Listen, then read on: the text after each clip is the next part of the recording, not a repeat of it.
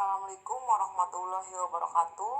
Perkenalkan, kami dari kelompok 13 yang beranggota saya Vera Vanessa, Tiffany Aisyah, Mega Kusuma Putri, dan Siti Batijah.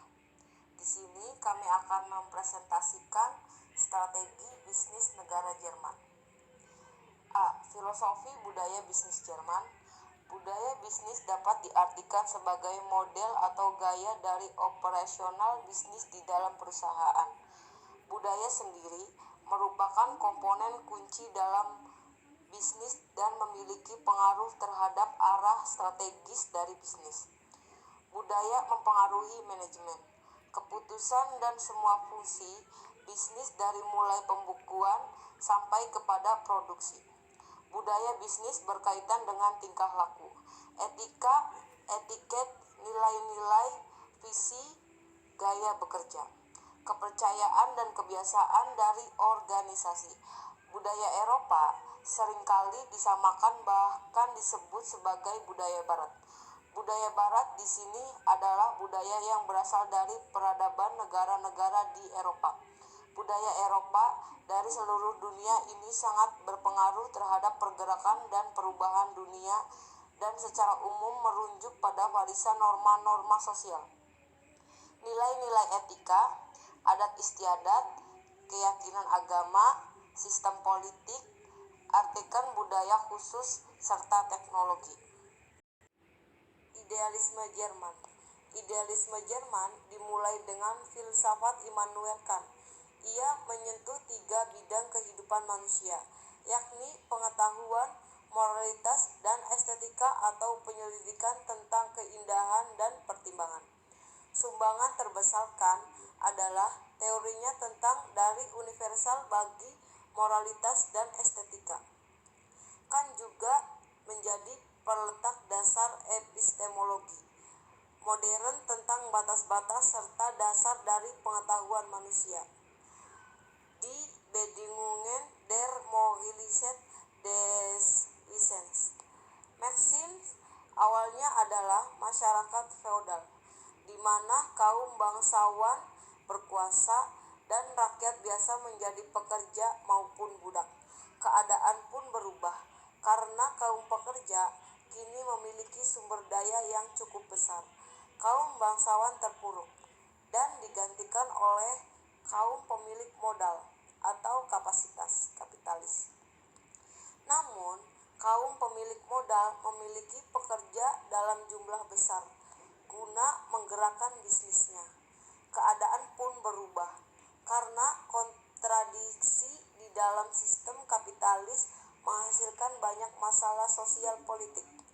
Kaum pekerja melakukan revolusi dan menciptakan revolusioner di dalam diri kaum pekerja.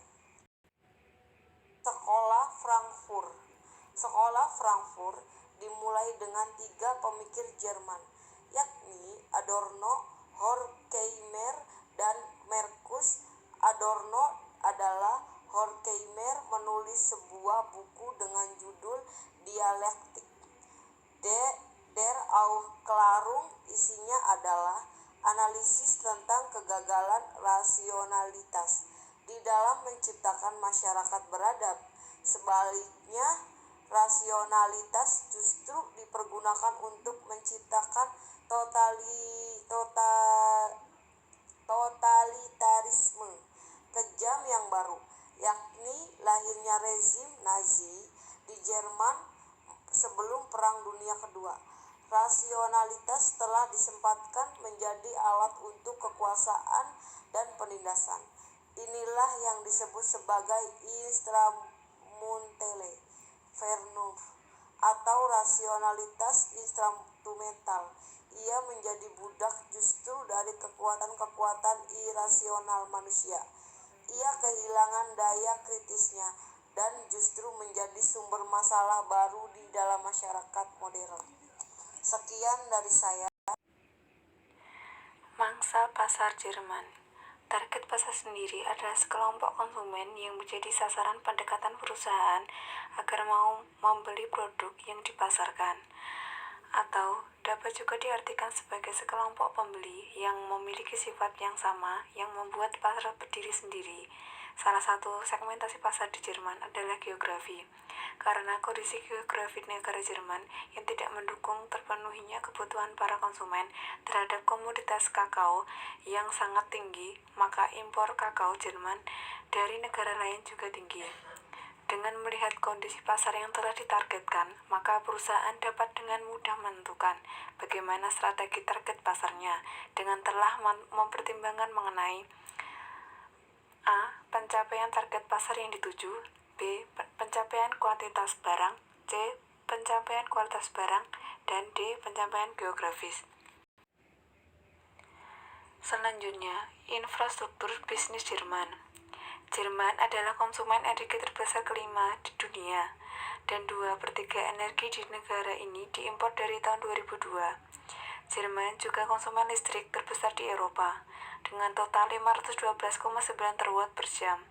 Pemerintah Jerman memulai kampanye konservasi energi dan penggunaan energi terbaharui seperti matahari, angin, biomasa, dan geotermal. Pemerintah menargetkan memenuhi setengah energi negara ini dari sumber terbaharui pada tahun 2050. Energi surya terbesar dan energi angin ketiga terbesar di dunia ada di Jerman. Dengan posisinya yang berada di tengah Eropa, Jerman merupakan penghubung transportasi. Hal ini dapat dilihat dari jaringan transportasinya yang begitu rumit dan modern. Jaringan jalan tol atau autobahn adalah jaringan tol terpanjang ketiga di dunia dan terkenal karena tidak memiliki batas kecepatan. Kerjasama Jerman-Indonesia. Hubungan diplomatik Indonesia-Jerman dibuka secara resmi pada tahun 1952. Namun, hubungan Jerman dengan Indonesia merupakan hubungan persahabatan Jerman terlama dengan negara di luar Eropa, jauh sebelum kemerdekaan. Istilah Indonesia yang menjadi negara kita juga dipopulerkan oleh orang Jerman.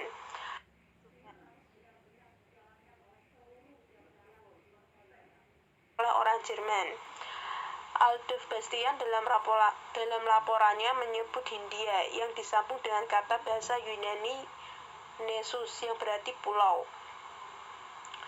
Juga hubungan dengan Jerman Indonesia bisa ditelusuri sejak abad ke-19. Sebagai contoh, 7 tahun setelah Siemens didirikan di Jerman pada tahun 1854, rumah Siemens sudah aktif di Surabaya. Selain itu, Indonesia juga memainkan peran yang tidak bisa diabaikan dalam sejarah kesusteraan dan seni Jerman pada abad ke-19. Pelukis Indonesia Raden Saleh pada tahun 1807 sampai 1880 mengabadikan perkembangan seni di Dresden, Jerman secara signifikan. Dalam perkembangan hubungan bilateral RFJ tersebut semakin meningkat dan erat dengan adanya momentum kunjungan resmi Presiden Joko Widodo ke Berlin pada 17 sampai 18 April 2016. Presiden Joko Widodo dan Kanselir Angela Merkel telah menyepakati kembali penguatan hubungan kementerian strategis kedua negara melalui 3 fokus bidang kerja, yaitu yang pertama pendidikan vokasi, yang kedua energi terbarukan, ketiga maritim, demi kebutuhan negara kepentingan nasional RFJ di masa mendatang. Kerjasama ekonomi merupakan prioritas utama hubungan bilateral Indonesia dan Jerman. Hal ini dikarenakan dimensi dan cakupan kerjasama Indonesia dan Jerman yang bersifat multidimensi, sehingga tidak hanya terbatas pada perdagangan dan investasi. Sektor strategis lainnya yang turut memperkuat kerjasama ekonomi bilateral kedua negara diantaranya A. Kerjasama pembangunan, B. Kesehatan, C. Lingkungan hidup, D. Perubahan iklim, E. Sosial dan tenaga kerja, F. Energi, G. Infrastruktur, dan H. Transportasi. Di Di sektor perdagangan, Jerman merupakan salah satu mitra dagang utama bagi Indonesia.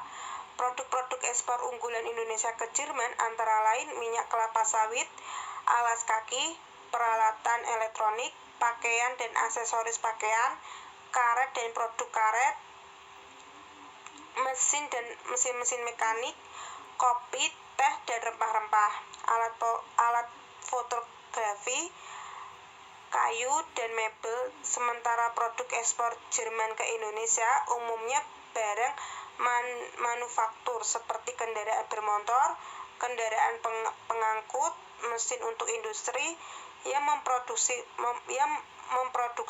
produk plastik, packaging, peralatan perkapalan, peralatan komunikasi, barang kimia, peralatan laboratorium, dan produk metal.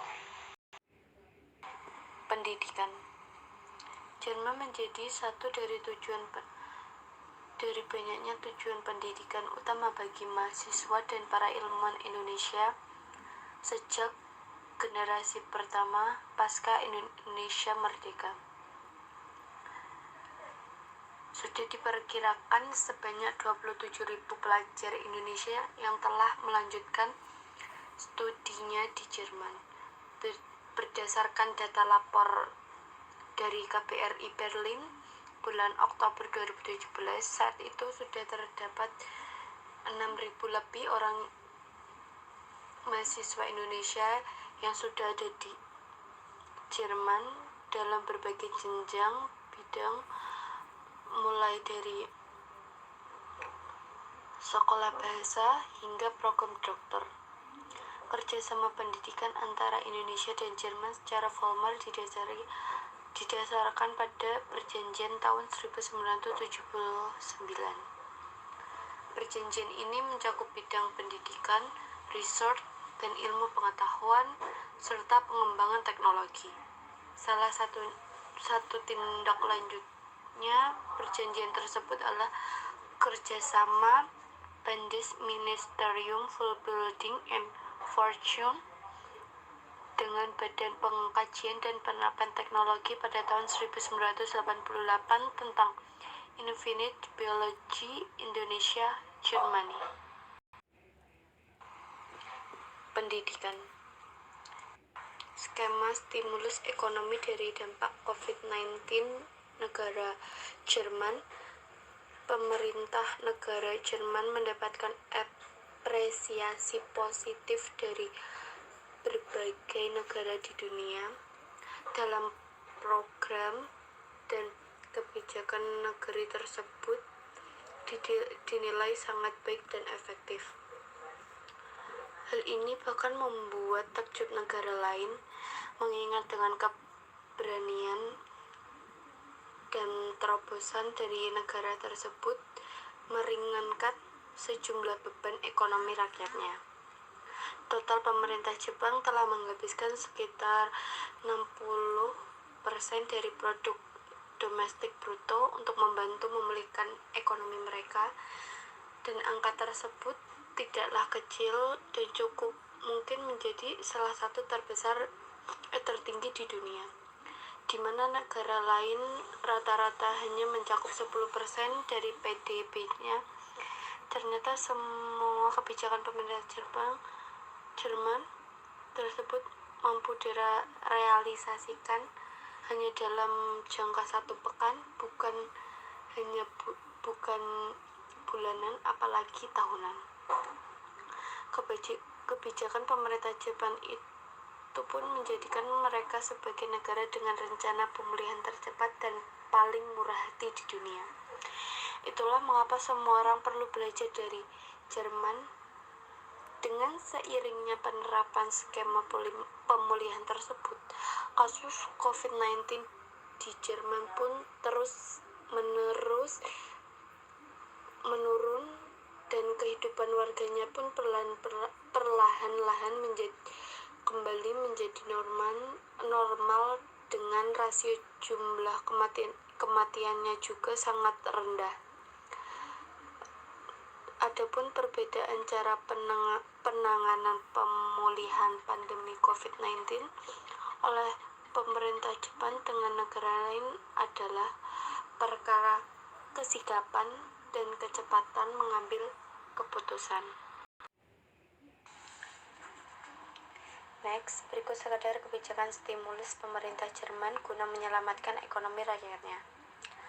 1. Penduduk Jerman tidak perlu membayar sewa tempat tinggal lagi atau tidak perlu khawatir dengan pengusiran tempat tinggal karena ketidakmampuannya membayar sewa akibat pandemi COVID-19. 2. Penduduk Jerman juga tidak perlu membayar pajak karena pandemi corona ini juga membuat pemerintah Jerman mengeluarkan kebijakan penundaan. Dan para wajib pajak baru boleh diperkenankan kembali membayar pajak pada tahun depan. 3. Jika ada warga yang kesulitan, maka pemerintah Jerman akan mengelontarkan anggaran senilai 50 miliar euro untuk menstimulus dan membantu para seniman, wirausaha, pekerja lepas untuk bertahan selama pandemi COVID-19. 4. Jika warga memiliki usaha kecil, maka mereka juga akan mendapatkan bantuan di mana pemerintah akan membayar hingga 70% gaji para karyawan dari pengusaha, sehingga karyawan tidak perlu dipecat. Tak hanya itu, pengusaha kecil juga bakal mendapatkan subsidi 30.000 euro untuk bertahan selama pandemi. Yang terakhir, jika ada warga yang memiliki usaha besar, maka usaha tersebut akan ada subsidi yang bakal mendapatkan pinjaman senilai 600 miliar euro untuk mempertahankan usaha dan tak memecat karyawannya. Sekian presentasi dari kelompok kami. Jika ada salah dan kurangnya mohon maaf. Wassalamualaikum warahmatullahi wabarakatuh.